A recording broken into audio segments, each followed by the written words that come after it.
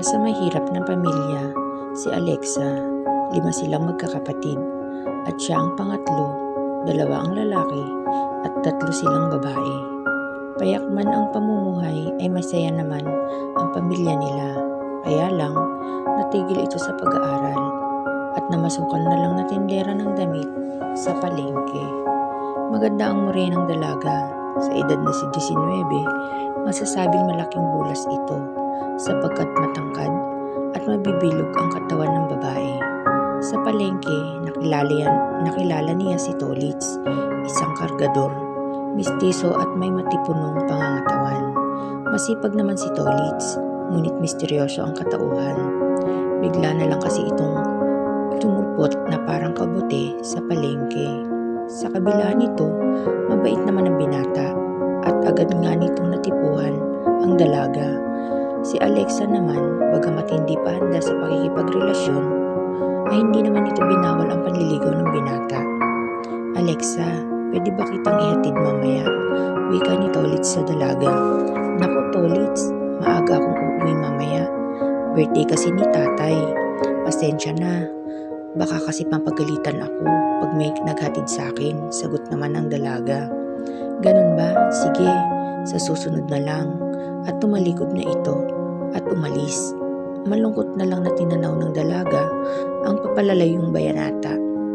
Siya namang dating ng isa pang makulit at mahangin naman liligaw ni Alexa, si Marco. "Alexa amore, kumusta?" bati agad nito. "Okay naman," sagot ng dalaga. Dito, kahit nayayabangan sa binata ay hindi ito pinapahiya ng dalaga. Okay na sana kasi ang binata, kaya lang saksakan ito ng yabang. Ilang beses na rin itong binastid ng dalaga, ngunit patuloy pa rin ito sa pangungulit sa kanya. Tulad ngayon, "Alexa, pwede ba kitang makasama magmerienda?" sabi nito. "Naku Marco, pasensya na, maaga kasi ako uuwi ngayon, kaya baka hindi ako abuti ng meriendahan dito sa pwesto." Magalang natanggi ng dalaga. "Ganun ba? Sayang naman. Bukas pwede ba?" hirit pa ng makulit na binata. "Hindi pwede sagot nito. "Busy sa trabaho." Napakamot na lang tuloy ng ulo ang binatang makulit. "Wait lang Marco, may bumibili i-assist ko lang." At tumango naman ang binata, sabay alis. Maya-maya pa nga ay naganda na si Alexa sa pag-uwi. Alam naman ng mga amo na maaga niyang pag-uwi ng araw na iyon. Pagdating sa bahay ay nagluluto na ang kanyang ina ng handa ni Mang Lando, ang kanyang ama. Pansit, sopas at kakanin. Bumili sa bayan ang dalaga ng 3 malalaking soft drinks upang dagdag sa kanilang pagsasaluhan. Samantala, nakauwi naman na sa kanilang bahay ang binatang si Tolits. Hindi niya maiwasan na alalahanin ang nagugustuhan niyang dalaga. Napakasimple lang nito at ni walang kolorete sa katawan. Pulbos man yata ay hindi nito ginagamit sa mukha. Kakaiba ang karisma nitong taglay na siyang lalong nagpapa-inlove sa binata. Umiga ang binata at tuluyang nakatulog, baon ng magandang mukha ng dalaga. Pagod ito dahil maaga itong gumising upang pumunta sa palengke bilang kargador. Maayos naman ang kitaan, masipag ka lang. Sobra pa nga ang kita sa tulad niyang nag-isa lamang. Mula sa Manila ang binata na napadpad sa Bulacan. Mula ito sa mayaman na angkan na pilit ipinapakasal ng ama sa anak ng kasosyo nito. Tumanggi ang binata hindi dahil pasaway ito. Masunuring anak si Sanjo sa lahat ng bagay, kaya siguro pati sa buhay pag-ibig niya ay gustong saklawan ng ama. Ngunit sa kauna-unahang pagkakataon, tumanggi ang binata sa ama. Katwiran niya, siya ang pipili ng babaeng pakakasamahin niya sa pagtanda. Kaya't nang ipilit ng ama ang gusto, nag-alsabalutan ng binata at ayun nga, napadpad siya sa Bulacan. Sa una ay nahirapan ng binata dahil di naman sanay sa mahirap na buhay. Determinado na sa naging desisyon, kaya't unti-unti nasanay na maghanap buhay ang binata nang hindi niyad linya. Sanay kasi ito na nasa opisina lang at nagmamando sa mga tauhan. Nasanay din siyang pahalagahan ang kanyang pinaghirapan at alam niya ang pakiramdam ng walang-wala sa buhay. hindi gaya dati na hindi niya pinapahalagan ang mga tinatamasang yaman. Sa tahanan naman ng mga magulang ni Alexa, pagdating ng kanyang mga kapatid, maya-maya pa ay nag-umpisa na nila ang salo-salo. Kasama mga kaibigan nila at kapitbahay, masaya ang ama ng dalaga sa munti nilang nakayanan. Lumipas ang mga araw nang hindi namamalayan ni Alexa. Isang araw, tumawag ang kanyang ina sa kanya at sinabing umuwi siya ng maaga. Kaya't nang sumapit ang alas 5, agad siyang nagpaalam sa amo at umuwi sa bahay. Pagdating sa kanilang tahanan, tatatnan niya ang kanyang ama at ina kasama ang kanyang nakatatandang kapatid na may kasamang babae na nakayuko. Agad na nagmano si Alexa sa mga magulang. "Ano po ang meron, inay?"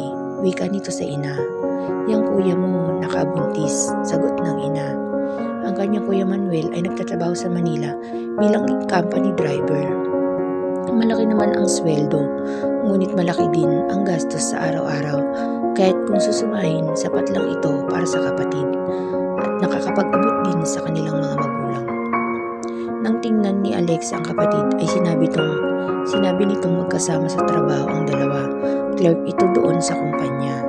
Mukha namang mabait si Gina, ang babaeng nabuntis ng kapatid. Tansya niya, 23 anyos ito at ang kuya naman niya ay edad 26. Kung sa bagay, nasa edad na ang kapatid. Dangan nga lang, mabait ito at piniling tumulong sa mga magulang bago mag-asawa. "Nandyan na yan kuya at saka nasa edad ka naman na huwag kang mag-alala, akong bahala kila nanay. Ayusin mo ang pamilyang bubuin ninyo ni Ate Gina." Nakakaunawang sabi ng dalaga at tumango naman ang kanilang ama't ina sa sinabi ng dalaga. Bagamat nag-aaral pa ang dalawa nilang kapatid, ay scholar naman ang sumunod sa kanyang si Divine, kaya't allowance lang ang gastos nito at nagpapadala din naman ang isa nilang kuya na si Abner, isa itong operator ng isang planta sa Laguna. Maayos na tatapos ang pag-uusap ng pamilya. Kinabukasan, umuwi na sa Manila ang kanyang kapatid at hipag. Sa palengke naman, naabutan ni Alexa si Tolitz na tila hinihintay siya nito. Nang mapalapit ang dalaga, agad itong binati ni Tolitz. "Magandang umaga Alexa," sabay abot ng dala nitong pansit at mainit-init pang pandesal sa dalaga. "Salamat Tolitz. Hindi ka na sana nag-abala pa," sabay abot sa dalang supot ng binata. "Okay lang yan," tila nahihiya pang sagot nito. Ni sa hinagap ay hindi naisip ni Sandro na magliligaw siya sa katauhan ni Tolitz dahil siya si Sandro Libiste, tagapagmana, hinahangaan at sinasamba sa tunay niyang mundo. Ngunit dito siya ang kargador na si Tolitz, bagamat gwapo, simpleng tao lang at walang karangyaan. Maya-maya pa ay nagpaalam na ang binata sa kanya. Hatid ang tanaw, nabatid ng dalaga na unti-unti nang nagkakaroon ng puwang sa kanyang puso ang matiyagang binata. Pumasok na ang dalaga sa kanilang stall at humanda upang magtrabaho.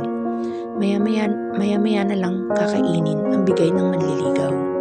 Tanghali na nang lumapit sa kanya ang kaibigang si Alma. "Alexa, mukhang puspusan ang panliligaw sa ni Tisoy." Tukoy nito kay Tolitz. "Pero ingat ka ha, alam mo naman na tila kabuti na sumulpot lang dito yan. Walang nakakakilala, baka masamang tao yan, hindi natin alam." Dagdag pa nito.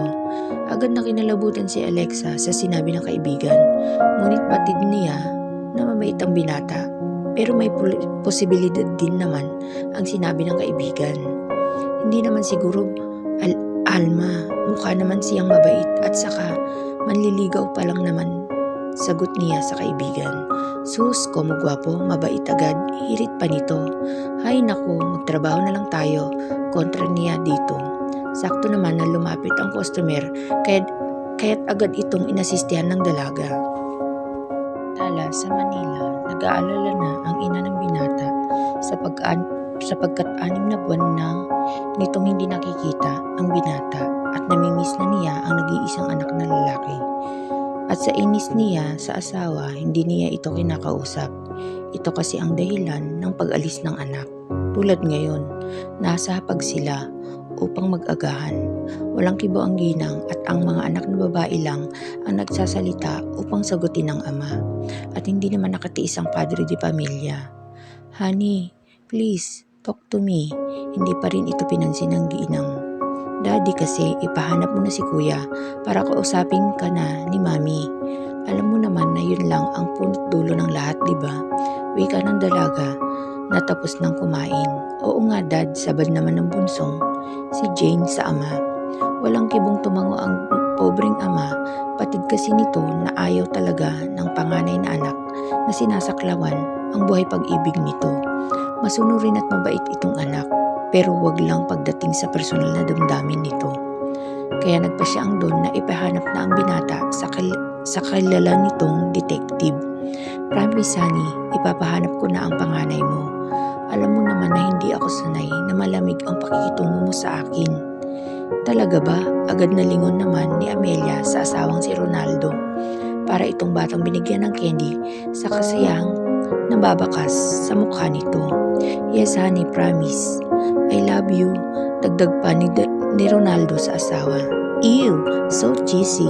Sabay na wika ng dalagang anak ng mga ito at masayang nagpatuloy magsawa sa pagkain ng agahan.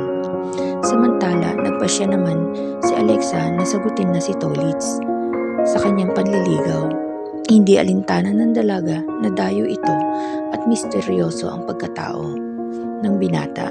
Ang alam niya, nagugustuhan na niya ito at handa na siyang gawin itong unang bagong nobyo. Matagal na rin naman itong nanunuyo sa dalaga, kaya't panahon na siguro upang sagutin ang binata. Nang hapong iyon, nang puntahan siya ng binata upang kamustahin, sinabi niya na sinasagot na niya ito. Sa sobrang tuwa ay napasigaw pa ito. Mabuti na lamang at malayo sila sa karamihan at halos sarado na ang mga stall sa katabing pwesto ng dalaga. "Talaga ba Alexa, sinasagot mo na ako?" Tila nanalo sa loto ang saya sa mukha ng binata. Tumango na lang ang masaya ding dalaga. Maya-maya pa ay niyakap ni Tolitz ang nabiglang dalaga. Agad na kinilabutan ng pakiramdam ng dalaga nang madama ang mainit nitong katawan, sapagkat first time niyang mayakap ng isang lalaki bukod sa kanyang pamilya. "Pangako, mahal, hindi ka magsisisi na sinagot mo ako." "Mahal agad?" "Oo, mahal mo din ako, di ba? Kaya mo nga ako sinagot dagdag pa nito. Wala nang nagawa ang dalaga. Hawak kamay na tinungo ng dalawa ang sakayan ng tricycle upang makauwi na ang dalaga. Usapan nilang hanggang kanto lang ang binata dahil hayaw pa ng dalaga na gulatin ng magulang na may nobyo na ito. Tamango naman ang binata na halata sa mukha ang saya. Bago bumaba, hinagkan ito ng dalaga sa sentido. Tanda ng pagrespeto nito at hinatid ang tanaw ang papalayong tricycle, lula ng nobya. Masayang umuwi sa inupahang bahay ang binata. Sa Manila naman, sa pagkabisa ni Ronaldo, hindi agad nito nakausap ang detective upang ipahanap ang anak. Madami itong mga bagay na dapat unahin sa kanilang negosyo. Ngunit makalipas lang ang isang linggo, agad niyang kinausap ang detective at ipinahanap ang nawawalang binata. Lumipas ang mga araw na hindi namalayan ni Alexa at Tolitz. Isang buwan na pala ngayon ang kanilang relasyon. Sa sobrang saya ng dalaga, napatunayan niya na may mabuting kalooban ang binata. Lumipas ang mga araw na hindi namamalayan ni Alexa at Tolitz. Isang buwan na pala ngayon ang kanilang relasyon. At sobrang saya ng dalaga, napatunayan niya na may mabuting kalooban ang nobyo, bagamat dayo lang ito. Araw-araw siyang hinahatid nito at hindi na pumayag na patagalin pa na hindi ito ipakilala sa kanyang mga magulang. At wira nito, tapat ang hangarin niya sa dalaga, kaya tinarap nito ang mga magulang ng dalaga. Doon naman mas lalong humanga ang dalaga sa binata. Naalala pa ni Alexa ang sabi ng ama sa harap ng binata. "Iho, bagamat mahirap lang kami, hindi kami namimili kung sino ang mahal ng aming anak at taong haharap sa amin. tatanggapin namin, ngunit kung sasaktan mo lang at paiiyakin ang aming dalaga, ngayon pa lang sana tumigil ka na, wika ng ama ng binata. Hindi po, tapat po ang hangarin ko kay Alexa. Mahal ko po siya, Mang Lando. May respetong sagot nito sa ama ng dalaga. Mula nga noon, araw-araw nang hinahatid ng binata ang dalaga. Hanggang hawak kamay at halik sa pisngi pa lamang ang kanilang pinagsasaluhan. Ngunit hindi alam ni Alexa kung bakit sa tuwina ay tila ba may kuryenteng nanunulay sa kanyang mga ugat pag magkahawak kamay sila ng binata. At tila naman siya nasa alapaap pag hinahalikan siya ng binata sa pisngi.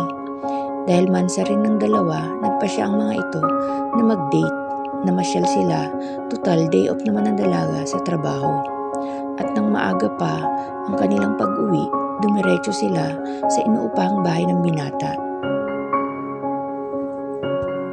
Maliit lang ito, ngunit maayos, malinis ang bahay ng binata. Konti lang ang gamit, ngunit kumpleto naman, may sariling banyo at maliit na kwarto. Umupo ang dalaga sa sopa matapos aralin ng tinutuluyan ng binata. At tumabi naman ang binata sa kanya.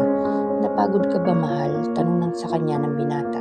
Hindi naman, okay lang ako, sagot naman niya at tumingin dito.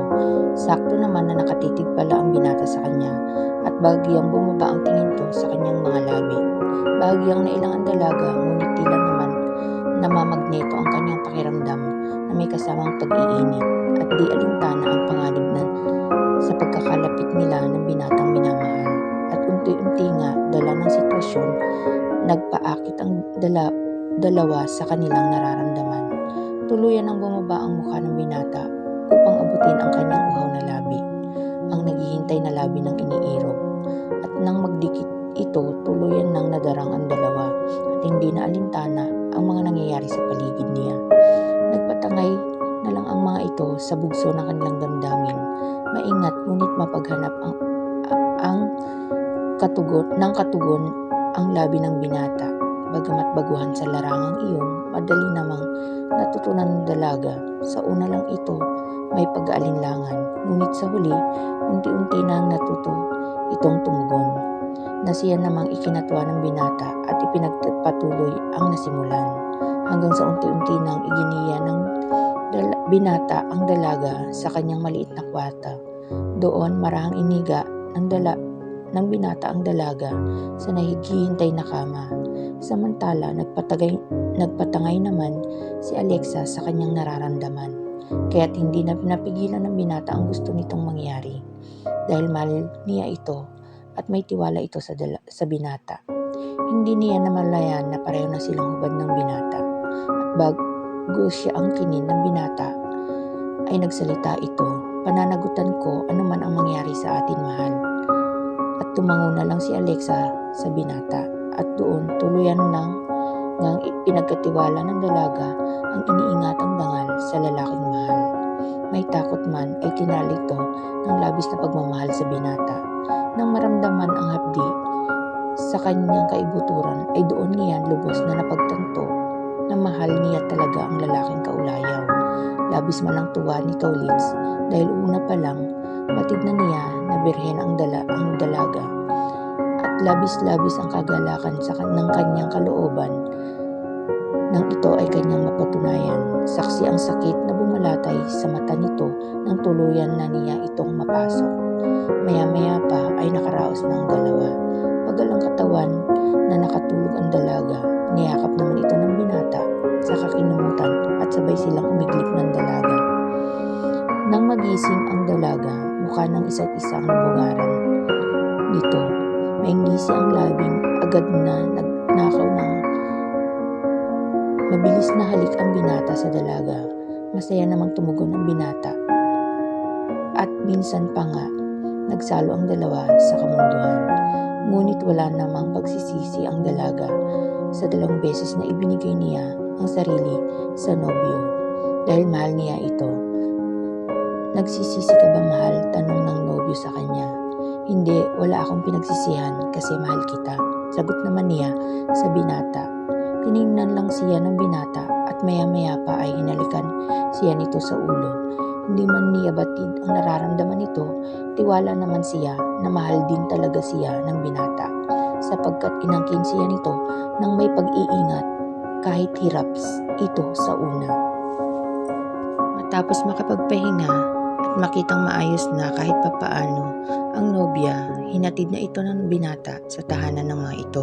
Tsamba naman na wala ang mga magulang nito at nagpunta daw sa lamay ng isang namayapang kaibigan ayon sa bunsong kapatid ng dalaga.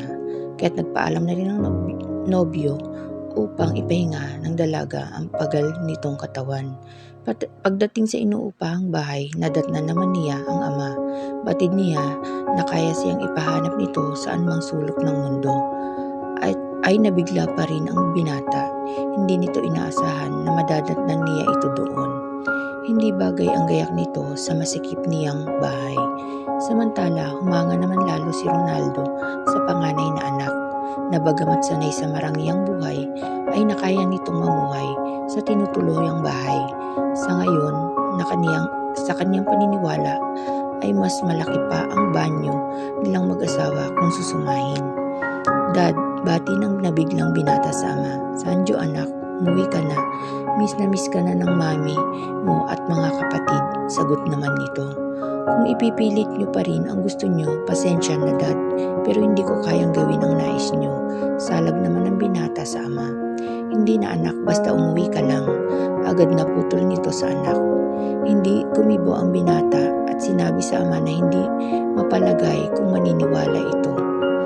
Maya-maya pa ay tumunog ang cellphone ng ama at nakitang ang cellphone ng asawa ang tumatawag. Sinagot niya ulit ito. Yes honey, sagot nito. Dad, si mami nag-collapse. Papunta kaming ospital. What? Malakas na sigaw ng ama na ikinalingon ng binata. Ano yun dad? Ang mami mo isinugod sa ospital ni Celine. Nag-aalalang sagot ng ama. Let's go, kailangan tayo ng mami mo. Hindi man naman nag-alinlangan ang binata at agad na sumunod sa ama nang lumabas ito sa kanyang inuupahang bahay. Sa pagmamadali ni Sanjo, nakalimutan nito ang cellphone. Dali-daling nagbiyahe ang mag-ama pauwing Manila. Pagdating sa ospital, maayos na naipark ng driver ang sasakyan bago bumaba ang mag-ama. Habang biyahe, kasi kausap ng ama ang dalagang kapatid kaya dumiretso sila doon. Pagdating sa emergency room, sakto naman natapos ng suriin ng doktor ang asawa at agad itong nilapitan ng mag-ama. Nang makita ng ginang ang anak na matagal nang hindi nakikita, agad itong napaiyak at niyakap ito ng mahigpit. Nang gumanti ng yakap ang binata, batid niya na nabawasan ng timbang ng ina. Marahil ito ng pag-aalala sa kanyang pagkawala. At nagilty naman ang binata sa naisip kaya't nangako na babawi sa ina. Tila naman nagdahilan lang ito nang makita siya at lumakas agad ito kaya't kinabukasan lumabas na ito ng ospital. Samantala, nag-aalala naman si Alexa dahil wala pa siyang natatanggap na tawag mula sa nobyo buhat nang ihatid siya nito. Kaya't bahagyang nalungkot ang dalaga. Kinabukasan, pagpasok niya, bagamat matamlay, lalong nawala ng gana ang dalaga dahil walang nobyong sumalubong sa kanya. Kaya't lihim na nakakumirot ang dibdib ng dalaga at naging kainip-inip ang maghapon sa dalaga.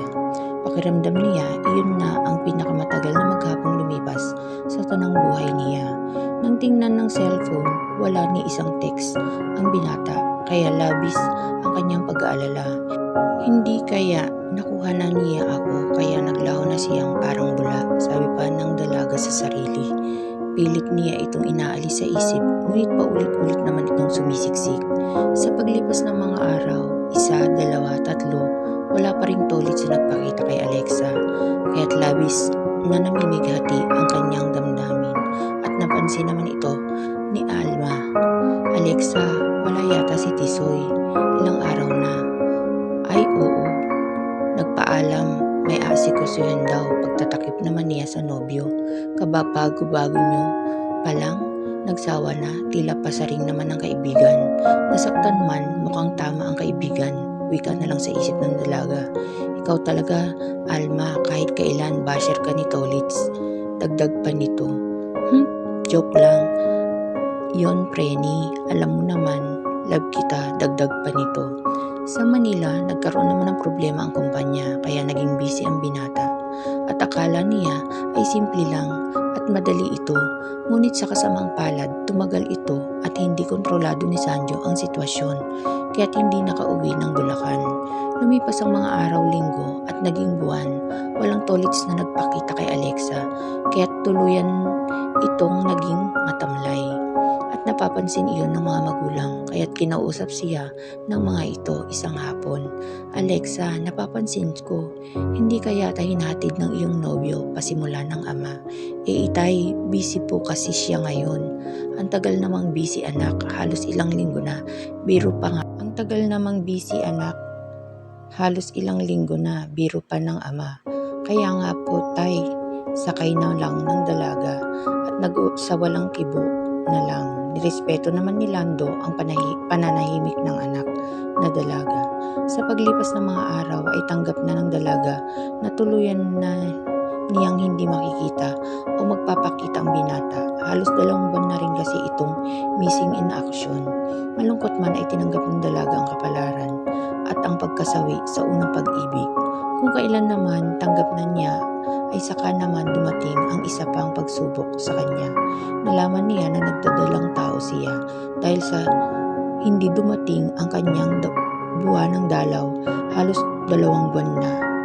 Kaya't lalong nalugmok sa lungkot ang dalaga. Napansin naman ito ng kanyang ina kaya't hindi na ito nakatiis. Kinausap niya ang dalaga. Alexa anak, may dinaramdam ka ba? Bungad ni Nena sa dalaga. Doon tuluyang umiyak ang dalaga at ipinagtapat sa inang kalagayan. Inay, sorry po, naging pabaya ako at natiwala po. Ako po ay buntis. Nabigla man sa nalaman ay kumalma naman si Nena. Bago pa ito makapagsalita ay sumagot na ang dalaga. Ang problema mula nang may mangyari sa amin ni Tolits, hindi na ito nagpakita sa akin. Kasalanan ko po, sobra akong nagtiwala, dagdag pa nito. At sa katuluyang humagulgol sa harap ng ina. Awang-awa naman si Nena sa sinapit ng anak, kaya't niyakap niya ito upang aluin. Na siya namang naabutan ng kanyang ama, hinarap ni Nena ang asawa at maayos na ipinaliwanag sa asawa ang kinasapitan ng anak. Dahil likas na mabait at mapangunawa, wala nang nagawa ang ama at sinabing pagtutulungan nila ang pagpapalaki sa bata. Nandyan na yan at wala na tayong magagawa.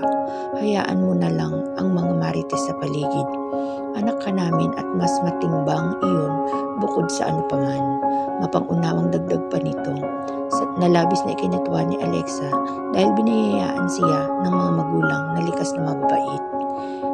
Nag-aalinlangan man sa kahaharaping kapalaran, basta't nasa likuran niya ang mga magulang na nakaagapay sa kanya, alam niya na kakayanin nito kasama sila. Doon bahagyan nakahinga na maluwag ang dalaga. Ang binata naman ay labis na nag-aalala dahil hindi na niya naisingit sa kanyang schedule ang pag-uwi sa Bulacan at kabi-kabila ang kanyang lipad, Manila, Cebu, Davao at sa ibang bansa upang asikasuhin ang mga problema sa negosyo. At hindi niya namalayan na 4 na buwan na pala ang nakalilipas. Kumusta na kaya ang mahal ko? Sabi niya sa sarili. Pangako niya, pagbalik niya galing Cebu, sasaglit niya sa Bulacan upang dalawin ang dalaga. Baka galit na ang kanyang nobya. Mabawi na lang ako sa iyo mahal, usal pa nito sa sarili. Samantala sa Bulacan, hindi naman naalintana ni Alexa ang mga sinasabi ng mga marites sa paglaki ng kanyang tiyan. Kaysa mapaaway lang ay nagpagsawalang kibo na lang ang dalaga sa mga naririnig nito. Magsasawa din sila, sabi niya sa sarili. Lumipas ang mga araw, unti-unti nang tanggap ng dalaga na sila na lang ng pamilya ang magpapalaki sa kanyang anak. Nalungkot man, wala nang magawa ang dalaga. Check up noon ng dalaga kasama ang kapatid na bunso.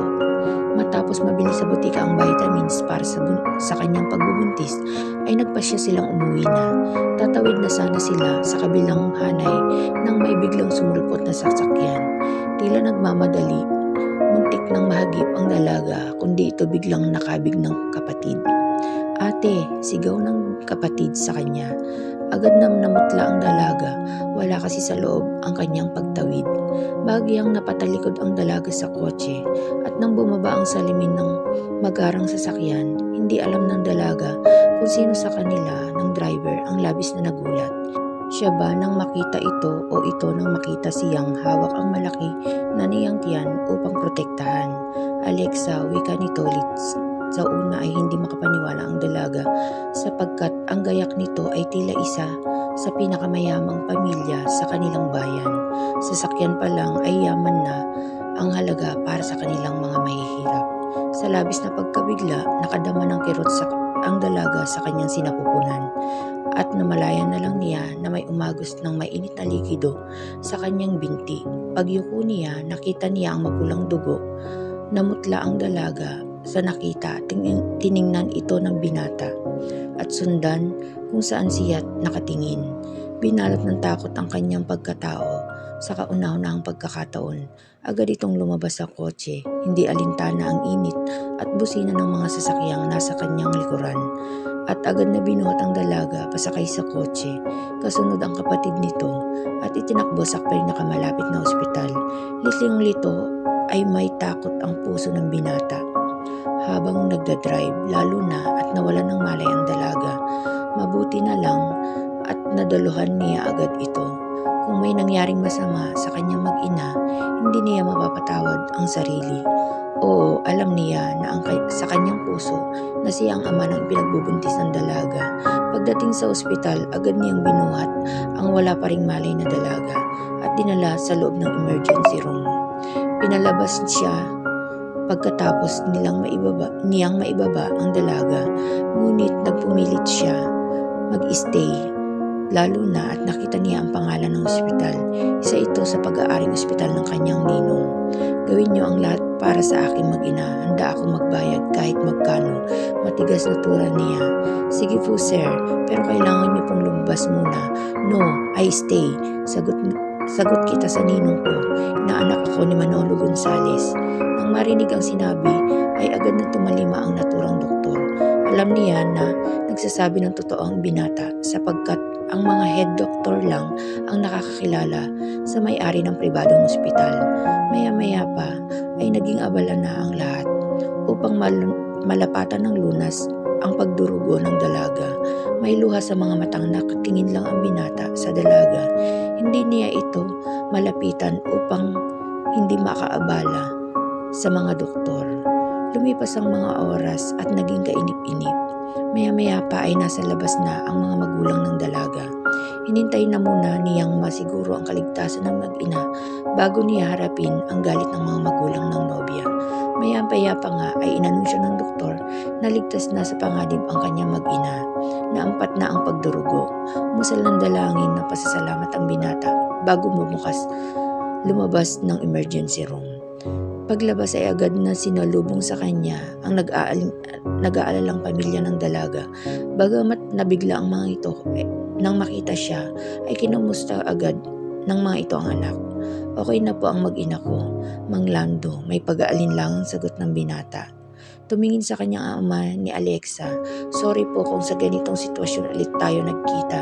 Handa po ako makapaliwanag sa inyo. At doon nga sinimulan ni Sanjo ang pagpapaliwanag mula sa kanyang pagkakapadpad sa Bulacan hanggang sa muntik na nitong pagkakabunggo sa dalaga. Naunawaan naman siya ng mga magulang ng dalaga.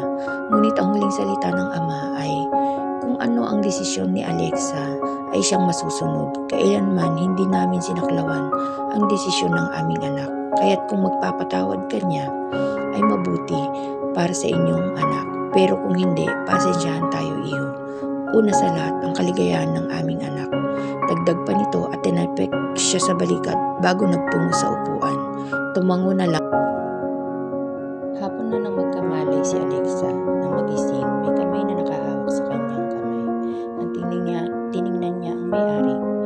Ito ay si Tolitz. Agad niyang pinawi ang kamay na ikinagising ng binatang kaiiglip lang. Bakit nandito ka pa? Bungad ng dalaga sa binata. Mahal, makinig ka naman muna sa paliwanag ko, please. Sagot naman ng binata. Hindi gumibo si Alexa, kaya't nagumpisa itong magsalita. Doon ikinwento niya ang ang lahat bagamat may pag-aalinlangan ng dalaga, sinabi nito na hindi pa siya handang magpatawad. Ngayon, nakakaunawa naman ang binata at sinabing hayaan siyang bumawi sa nagawa nito. Tumango ng dalaga, alam ng binata na may pag-asa para sa kanyang kapatawaran. Pagkaraan ng 2 araw, nakalabas na ng ospital ang dalaga. Ligtas na sa panganib ang dalawa. Agad naman kinausap ni Sanjo ang ama na hindi muna siya makakauwi dahil sa sitwasyon ng kanyang mag-ina. Na-excite lalo ang kanyang mami nang malamang magiging lola na ito. Gusto na nga ng mga ito na sumugod sa Bulacan, ngunit pinigil niya dahil hindi pa sila ayos ng dalaga. Sa paglipas ng mga araw, tinupad nito ulit ang pangako sa ama at kay Alexa. Nanuyo ang binata at araw-araw na tinitiis ang malamig na pakikitungo ng dalaga. Ngunit alam niya na mapapatawad din siya nito. Malapit ng mga anak ang dalaga nang mapatawad nito ang binata. Nang mapatawad ng dalaga ang binata, agad na dinala ng binata ang mga magulang sa Bulacan upang hingin ang kamay sa kanyang mga magulang. At pumayag naman ang mga ito. Hindi pumayag ang binata na hindi sila maikasal kahit sa sibil lang bago manganak ang dalaga. Malaki man ay ang tiyan, lalong tumingkad ang likas na ganda ni Alexa sa simple niyang gayak. Kinasal siya ng mayor sa kanilang bayan. Matapos ang aido at halikan, siya ng asawa ay biglang humilab ang tiyan ng dalaga nang makita ni Sanjo na hindi maipinta ang mukha ng dalaga ay nagbibiro pa ito. Mahal, kasal na tayo. Nakakapirma ka na nga sabay taas ng marriage contract na hawak na ito. Iwinagayway pa sa mukha nito. Wala ka ng kawalat, nakatali ka na sa akin, dagdag pa ni Sanjo. Sira, manganganak na yata ako. Lalabas na itong anak mo. May kalakasan, sabi niya dito. Agad dumaan ang pagkalito sa mukha ng binata at tila ba iniintinding mabuti ang sinabi niya. Nang hindi pa rin ito tuminag, hinampas niya ito. Manganganak na ako, ano ba? Sabi niya. At parang binuhusan ng malamig na tubig ang pakiramdam na nagising ang binata. Agad na binuhat ito at itinakbo sa ospital. Ang asawa, kasama ang kanilang pamilya. Sa ospital, tulirong nagpabalik-balik si Sanjo sa labas ng delivery room. Pagkarinig ng iyak ng sanggol, agad na nagpasalamat sa Diyos si Sanjo at nakaraos na ang kanyang mag-ina. Lumipas ang mga araw, maayos na namuhay sa Manila ang mag-asawa, kapiling ang anak nilang babae na si Angela. Madalas naman silang umuwi sa Bulacan upang madalaw ang mga magulang ng asawa. Mula noon, namuhay ng mapayapa ang pamilya ni Sanjo at ni Alexa.